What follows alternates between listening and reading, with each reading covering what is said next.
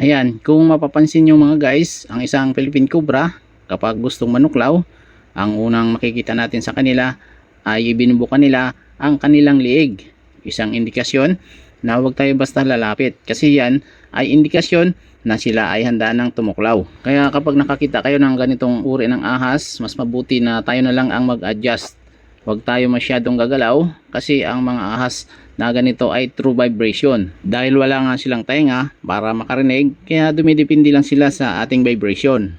Kapag gumalaw tayo, napupurubok natin sila at ibinubukan nila ang kanilang liig, at anumang sandali, sila ay handang-handa ng tumuklaw. Kung minsan naman, kapag nagkamali tayo guys, mag-spit siya ng kamandag, at kapag tinamaan tayo sa mata, pwede tayo mabulag.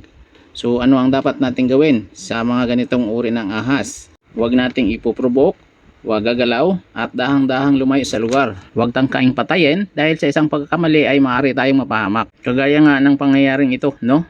Na may isang cobra na nasa gulayan lang. Paano kung hindi mo agad ito napansin at natuklaw ka?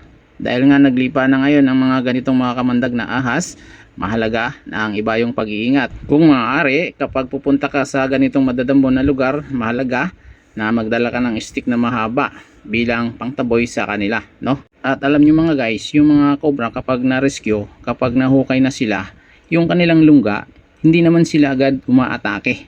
Kung mapapansin nyo, ayan, natutulog lang sila, no? At kapag nagambala na sila, hahanap yan ng tiyempo para makawala o para makatakas. Kung paano sila lalabas dito sa lungga. Ang una niyang gagawin, duduraan niya tayo ng kanyang kamandag.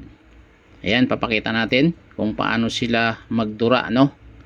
Ayan, kukuha tayo ng snake hook. Ayan.